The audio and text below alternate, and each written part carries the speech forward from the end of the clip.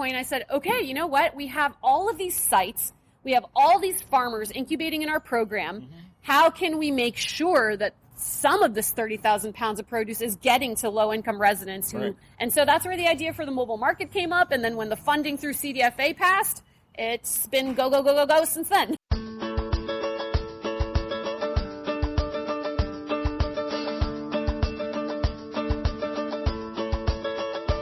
It's time for conversations about our food and how it's grown on Farm to Table Talk with your host, Roger Wasson.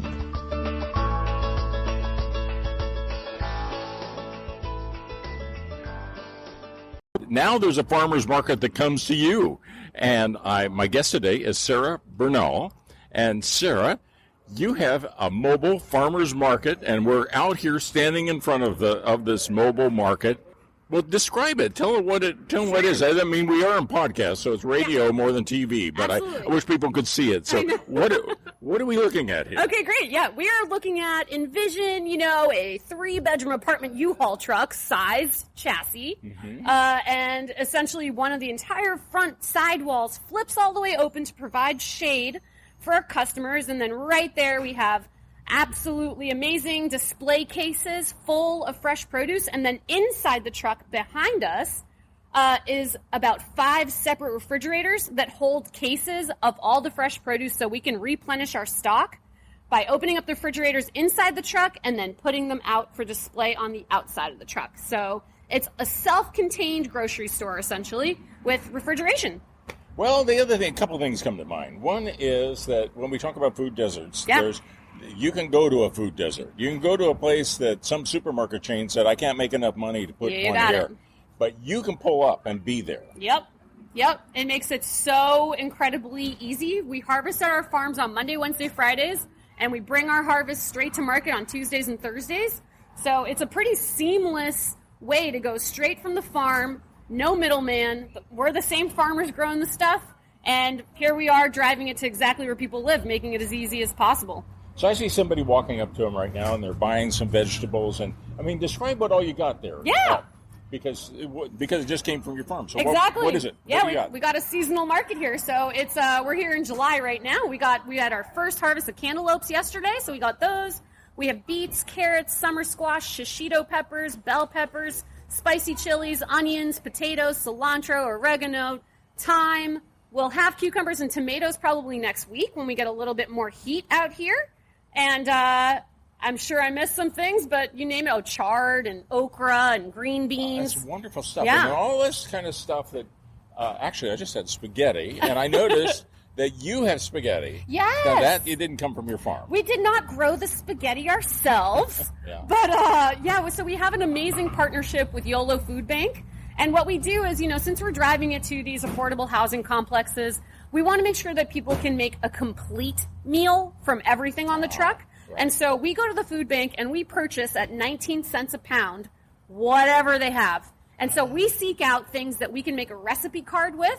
And so, for example, today we have California Calrose rice. We have 2 different types of pasta, canned corn, canned kidney beans, chickpeas, and we had organic olive oil bottles, but those flew off the shelves. And so customers can come buy all their produce. If they're using their EBT, they get 50% off. And then they can take any shelf-stable item, like the things I just listed, for free. Now, we have a lot of, processing tomatoes around here. Could you ever get, canned tomato sauces? Absolutely. Those things are definitely at the food bank. Yeah. And so we can pretty much shop with whatever they have in stock, which is quite a list.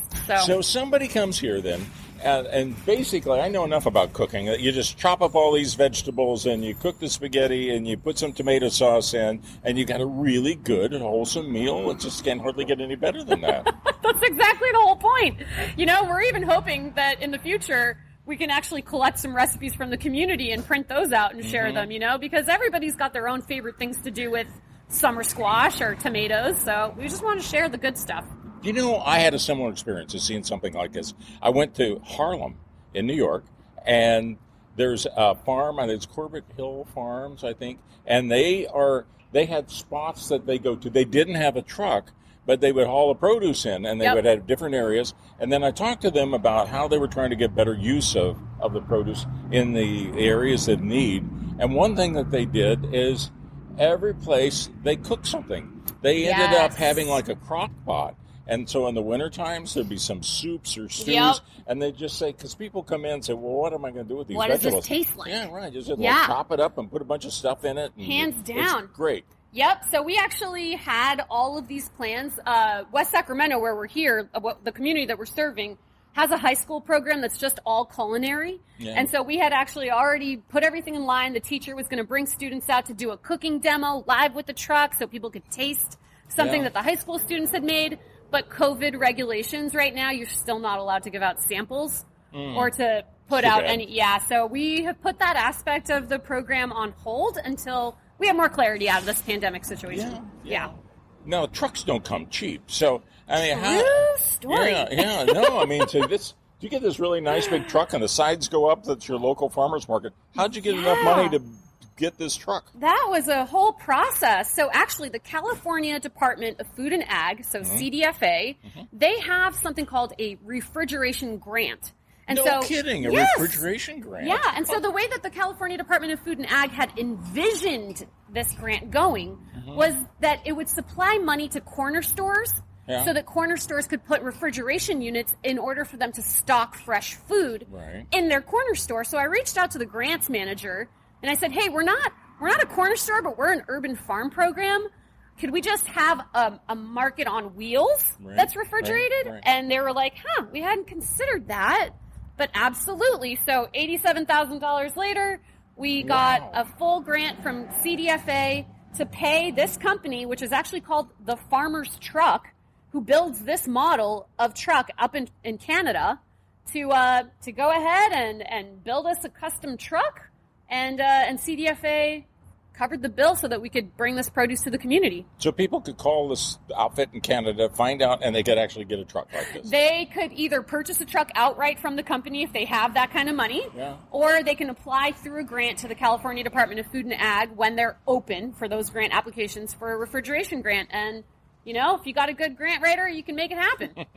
Well, and you got to be in California to get to that one. That's so a there's fact. Probably every state probably has something. I would hope so. Yeah, because we have listeners all over, and really all over North America and Australia and England and other places too. But I think it's really interesting. I see people advertising on TV with actually buy an $80,000 thing that you can go an RV, you know, and you take your vacation in, but. Somehow this seems like a little more noble use rather than, you know, for another trip to the Grand Canyon or something that you can actually be able to, you know, help feed people. I'm seeing very much that this is only our second week rolling this program out, but we've gotten such positive feedback from residents. Some residents who haven't left their apartments in 15 months, one of the buildings we're going to later. And, you know, some folks haven't had access to fresh produce since the pandemic. Let's say you're undergoing cancer treatment and you can't get the vaccine. You know, whatever that might be. So it's just such a fun way and such like a feel-good, you know, you're actually helping someone's day-to-day life. And we can just walk it over to their apartment once we park at that complex. So it's an opportunity. So we're talking about the mobile farmers market.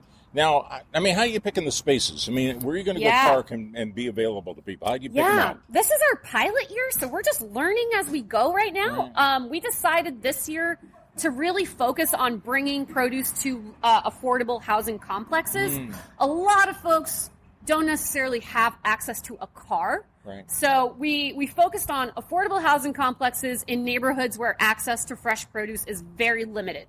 And so we mapped these things out. We reached out to the different buildings to build these partnerships, see if they're interested in supporting us. And we found 3 places to pilot this out, and we're probably going to look up for a 4th one. And so far, so good.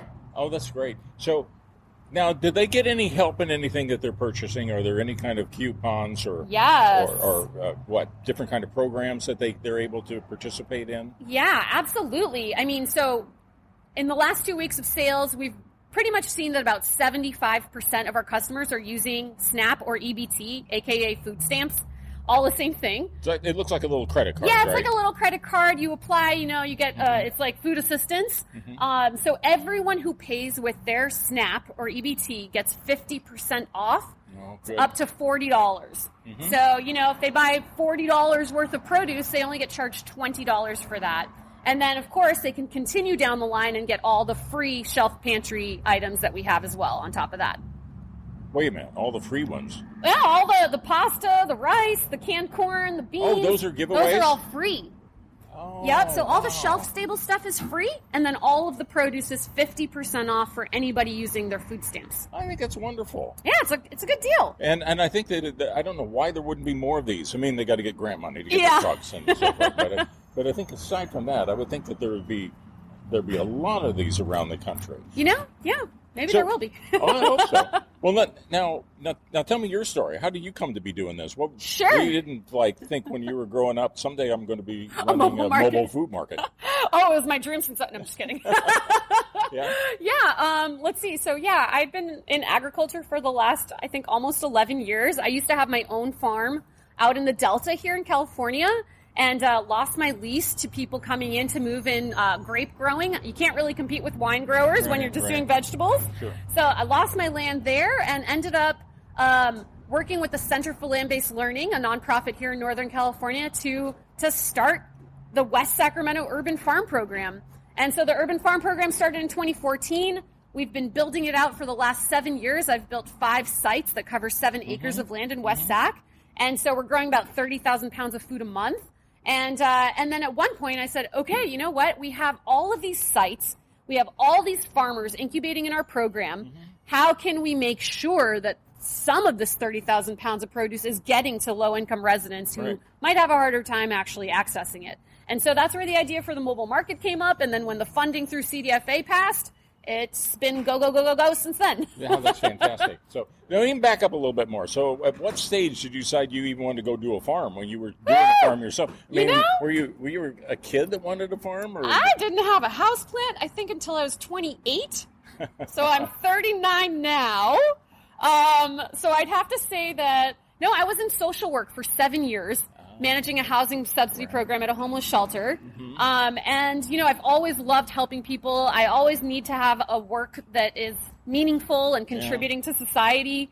And so after sitting at a desk for 7 years, pushing papers, but being very happy with the social aspect, helping people, I started volunteering on a couple of farms.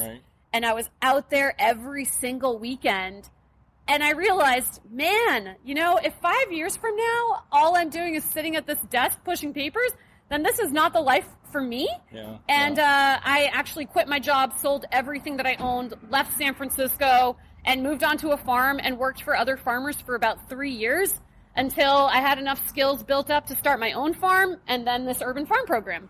So life is a journey. I know, and I've heard some other stories. These are remarkable, and I've heard some other people that have done some similar things. And one thing I think that, especially you end up what you're doing, there's some people are just a little bit more cause-oriented, that they want to make a difference in that way. Yeah. And then the other thing is just kind of like getting the bug to actually kind of like get outside. Yeah. And they go through that. In your experience, when before you kind of made this last transition, but when you were doing the farm, I don't know how to say this, but I mean, can you make a living on a farm? Can you? Well, because that's a tough part. It was tough. I didn't have health insurance. I was living in a place where my rent was only $300 a month, which I don't think I could find anymore. No. It was tough. I operated my own farm for about 4 years. I never had to take out a loan, and I never went into debt. But I was probably only making like $12,000 a year after paying for, so it was tough. Yeah. It was tough, and those are 16-hour days, 6 days a week.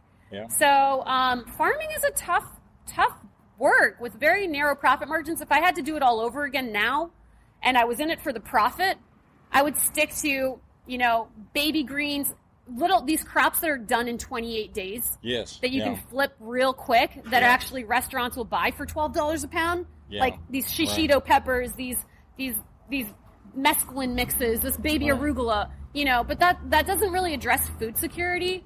It just makes farming financially viable for the people doing it. Yeah, but growing things like potatoes and onions, forget it. You're never going to make a ton of money at a small scale doing that work. It's a commodity. Yeah. And so, I mean, there are a lot of people around here, and you know others too, and they are trying to figure out ways that they can get into it, because you can't go start a large-scale farm anymore. It's hard. Yeah. $1 million. True story. And so, for most people, the only way they can do it is be like small organic or, like you were saying, specialty crops. And that's happening all over the country. That people are doing that. Well, I mean, good for you, though, that to go this full cycle back to the mobile farmers market again. So let me just wrap up this way.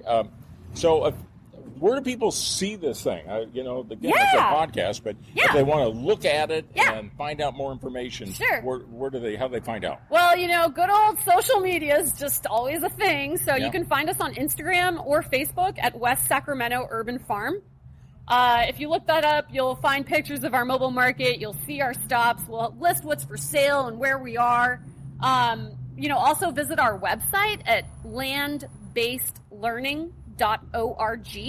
That's the website for the organization Center for Land-Based Learning, which umbrellas all of these projects and supports all these beginning farmers. So you'll have plenty of information. You can always reach out to me, and all my info's on there. So Sarah.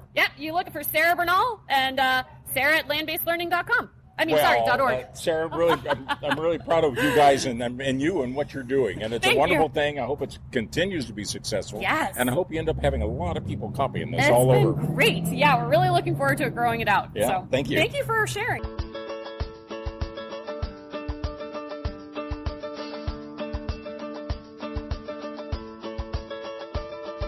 You've been listening to Farm to Table Talk with your host, Roger Wasson. If you like what you hear, go to farmtotabletalk.com and follow us, or go to iTunes to subscribe and give us a review and a rating. Thanks for listening to Farm to Table Talk with your host, Roger Wasson.